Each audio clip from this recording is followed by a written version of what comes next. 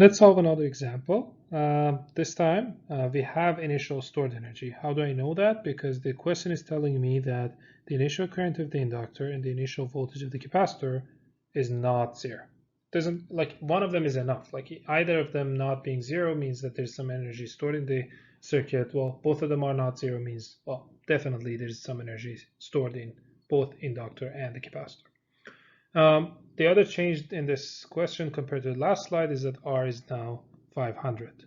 Okay, why is this important? Because if R was the same, then I didn't really need to actually calculate alpha and omega naught, because we know that those parameters, they're actually dependent on the values of R and L and C. L and C are the same. If R was the same, I could have said alpha and omega naught was the same, and they were the same. And then from there, I could have said, well, the damping situation is the same. But now that R has changed, I have to actually redo all of that, right? And hopefully I will get some new damping situation so that we see an underdamped or a critically damped response, okay?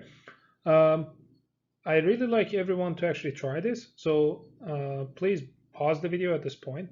Try to find, number one, first step would be try to find the damping situation. Then resume the video, make sure that you actually found the right one. Once you have that, then you have the expression.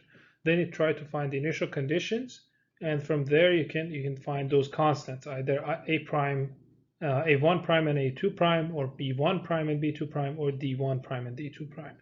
The last piece of puzzle is the IF, the value at the infinity. Try to find that as well, and then you will be done. So please try to do that, and then whenever you are done, resume the video and we'll do it together. Okay, so as I said before, the first thing is damping. So what is omega naught? Omega naught squared is equal to 1 over RLC, right? And since L and C are the same, I know that this is going to be the same. So I'm just going to copy from last slide. It's going to be equal to 16 times 10 to the 4. Great. Sorry, I think it was 10 to the 8. Okay. How about alpha? Alpha is 1 over RC. So it's equal to 1 over R is 500 and C is 25 times 10 to the negative 9. So this is going to be 10 to 9 times 10 to divided by 10 to 2, 10 to 7 over 5 times 25, 125, right? So if I do the math, I'll find out that 100 over 10 to, 1000 over 125 is 8. So this is going to be 8 times, oh, sorry, alpha is actually 1 over 2 RC. So this is going to be 2 times that. So this is going to be 10 times 225, so 250. So 1000 divided by 250 is 4. So this is going to be 4 times 10 to the power of 4. So what would be alpha squared? Therefore, alpha squared is going to be 16 times 10 to the power of 8, which is equal to omega naught squared. Therefore, this is a critically damped. Okay, so we haven't had any critically damped examples up to now, so this is nice. We can actually practice these as well. So now that I know that it's critically damped, then I know that IL is going to have this form. It's going to be some IF, which is coming from the force response, plus D1 prime e to the power of, T, D1 prime T e to the power of negative alpha T, plus D2 prime e to the power of negative alpha T. Great. What is my IF? Well, IF is actually equal to 24 milliamp, because think about it. The circuit is pretty much the same, except that R is now 500 ohms. So at infinity, I'm really looking at the same circuit. The switch is open, the cap is open circuit, the inductor is short circuit, and the resistor is there. And between a short circuit and 400 ohm, or short circuit and a 500 ohm, there's no difference, right? All of the current is going to go to the short circuit. So it doesn't matter that my resistor changed from 400 to 500. all the current from the current source at t equal to infinity is going to go to the inductor branch that has become a short circuit, right? So I have my IF. All I need to do is to write the two equation 2 unknown based on the initial conditions. So let me draw a line here. So the first equation is going to be basically IL at 0.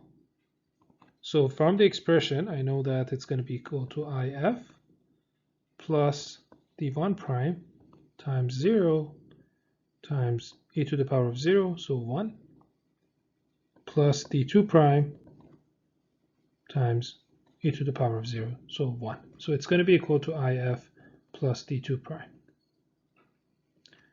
From the circuit side, I know that the current at 0, current of the inductor at 0, it's actually given to me. It's actually 29 milliamp. Okay, so it's really coming from here. Now, good, I got my first equation. So basically, from here, I can, since it's just one equation, one unknown, I can actually find the D2 prime. So I can say that D2 prime is equal to 29 milliamp minus IF, which is 24 milliamp. So 5 milliamp. Great, I got my D2 prime. Now, how about DIL over DT at 0? Well, from the expression, I know that DIF over DT is 0. So that's a 0. And then because IF is actually a constant, so that's going to be 0. The rest of the expression is identical to the expression that they had from natural response. So I know that at 0, this is going to simplify to D1 prime minus alpha D2 prime, right?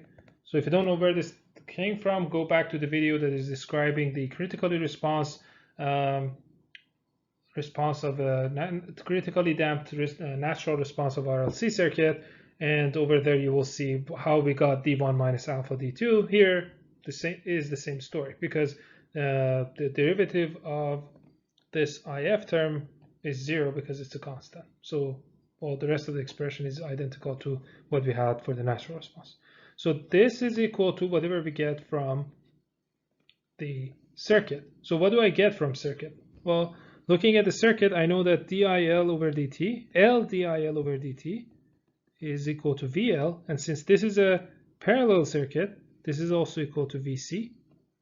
Therefore, LDIL over DT at 0 is really equal to VC at 0, which is equal to 50 volts.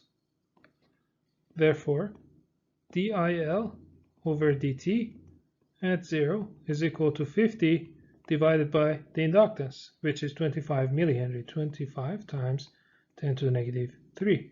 So 50 divided by 25, that's a 2, divided by, well, multiplied by 10 to the 3 is going to be 2000.